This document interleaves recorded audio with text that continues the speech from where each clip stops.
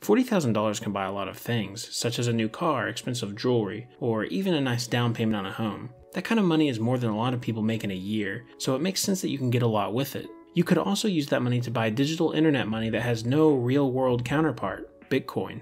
To many, it seems outrageous that something only existing in a digital space has any value at all. With dollars, you can get the physical currency. If you own gold, you can have physical gold coins. Owning stock is owning a piece of a company that exists in the real world. Owning Bitcoin is the exact opposite. There's no true physical counterpart for it. This is where the biggest debates come in for Bitcoin. The first question almost everyone has is, why is it worth so much money? It's a question I've asked before and is extremely valid. Bitcoin and cryptocurrencies in general are a new and unique technology, so for many the value isn't readily apparent. To understand why Bitcoin has value, we need to first look at why fiat currencies have any value. Fiat is a term that represents government-issued currency that isn't directly backed by any commodity. Most currencies today are fiat, including the US dollar. There once was a time when currencies were backed by gold, silver, or some other asset. You used to be able to redeem a US dollar for a fixed amount of gold. This is, at least in part, what made a dollar valuable. In 1971, the dollar was completely taken off the gold standard, stopping this practice in the United States. So why does the dollar have any value today? Removing the dollar off the gold standard did cause some issues, but eventually things stabilized and we continue to use US dollars over 50 years later. This is because even though the dollar isn't backed by gold, it's backed by something potentially more valuable: the United States government, including its army and everything it controls.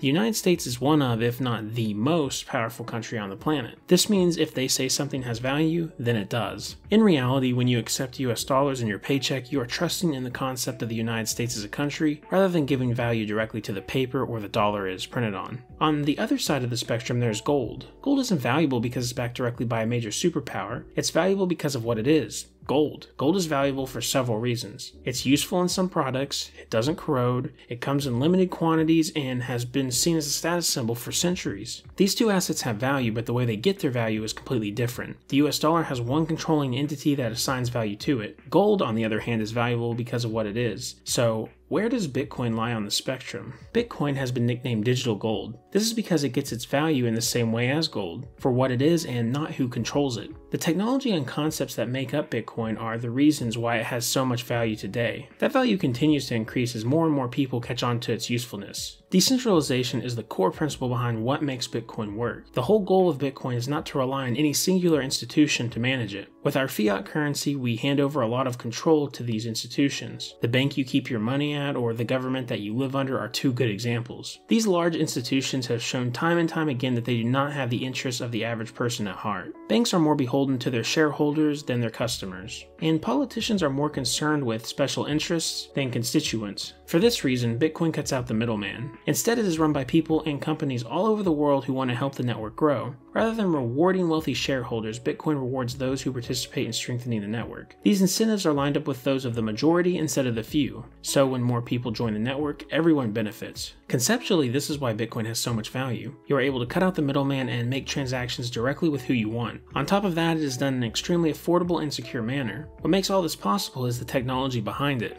Blockchain technology is the real powerhouse backing Bitcoin. It's what allows Bitcoin to do everything mentioned above. A blockchain is a distributed database that is shared among the nodes of the network. Basically, it is a record of all the transactions on the network. All the nodes are different computers that are checking the transactions and sharing them with one another. This allows them all to check each other's history and make sure that they have the same list of transactions. The amazing thing about the blockchain is that anyone can connect to and view it. It isn't locked off for an elite group of people. It is meant to be an extremely transparent way to do transactions. This is how it maintains its honesty. There's no assuming that everything is being done correctly. You can actually go and check for yourself that it is. The security on the blockchain is ran by special mining nodes. This is what is most commonly referred to as Bitcoin mining. These nodes use their computing power to solve complex equations. This computing power is being used to secure the network while rewarding the mining nodes with new Bitcoin. In order to circumvent this security feature, you would need to control over 50% of the network's total computing power. This makes it nearly impossible to bypass a network as large as Bitcoin's. This feature gives Bitcoin an edge over fiat currencies and even gold. Gold does have some of the same positive characteristics as Bitcoin. However, Bitcoin adds more functionality to them as well as ushering them into the digital age. Some of the biggest issues with gold are that it's not very useful as a currency. Two important features of a currency are that it is divisible and transportable. Gold can be divided down to a certain extent. It can be turned into coins or bars, but at some point it gets too hard to break it down into smaller pieces. Gold is also transportable to a degree. It isn't really that hard to carry a few gold coins in your pocket. The issue is more a digital one. Gold isn't really in the digital space. It is a physical asset. That means digital payments are practically impossible. Even if you are using something that allows you to buy items with gold online, you are trusting another institution to hold that gold for you. Bitcoin solves both of these problems. Bitcoin can be divided down to